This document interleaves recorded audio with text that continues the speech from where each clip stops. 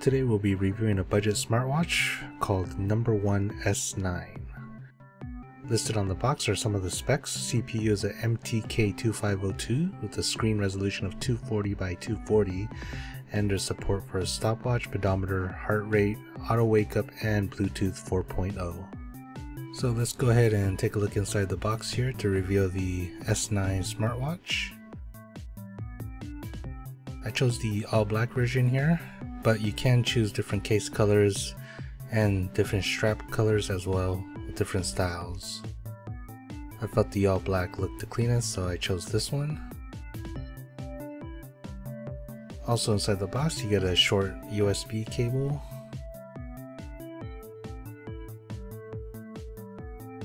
and a small instruction manual with extremely small font, and there are multiple languages listed inside.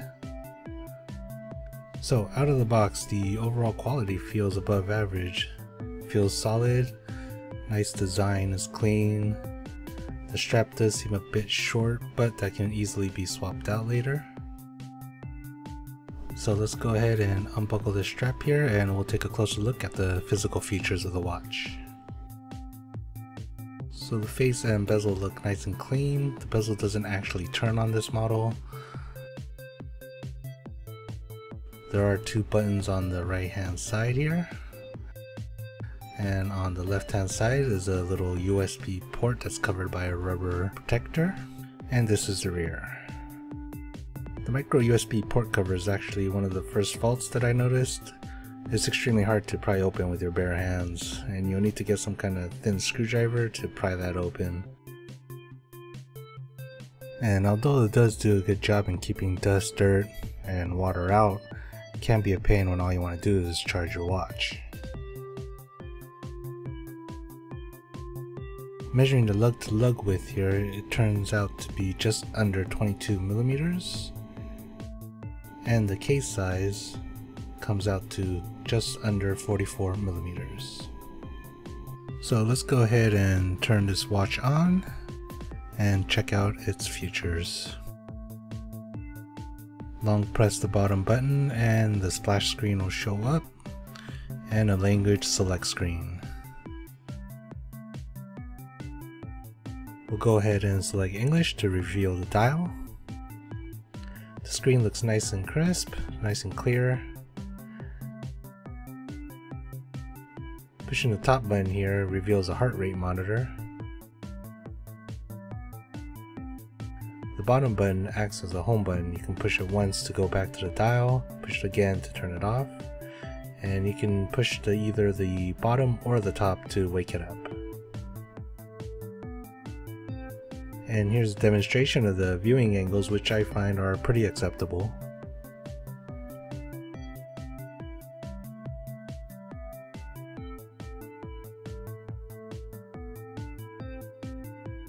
And now we take a look at the pre-installed apps. You can swipe over, find a pedometer, heart rate, sleep, sedentary, vibrator, anti-loss, power saving, watch face, dialer, SMS, contacts, call logs, Bluetooth camera, music, notifier, app, settings, motion, theme, alarm, calendar, calculator, and stopwatch. As an extra note, you can swipe in from the top, bottom, or left, right from the initial dial face. Before you use any of the actual features on the phone, you'll have to install an app. On iOS, you'll download the MediaTek Smart Device. Now just turn on your watch here and find the Bluetooth icon, and you'll want to connect it to your phone. Once you've successfully paired your smartwatch to your phone, you can now use many of the apps. Here I've intentionally blurred it out to hide some personal information, but I'll be using the dialer here. I'll go ahead and punch in a number, and once I place the call on the smartwatch, you'll see that the phone is now making the call. And if I hang up on the smartwatch, the phone will also hang up. You can also control the music app, as you can see in the demonstration here. So here I'm playing a song on my iPhone. You can open up the music app on your smartwatch, reveal a controller. We got the plus on top and minus on the bottom for the volume. On the sides you got the rewind and fast forward. You can hit the pause play button.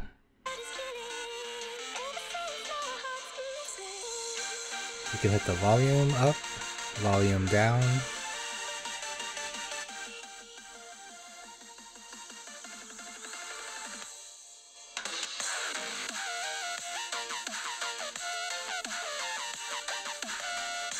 And you can also skip the song, and everything is pretty responsive.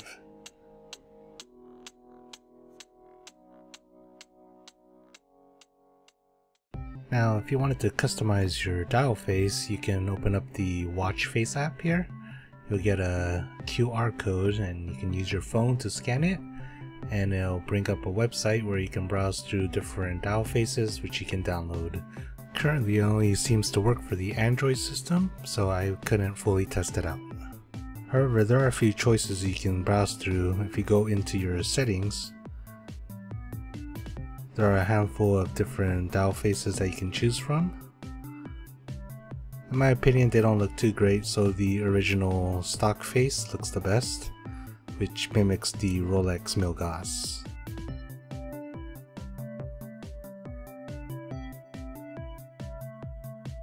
Speaking of customizations, you may have noticed that in the previous shot the wrist strap was different.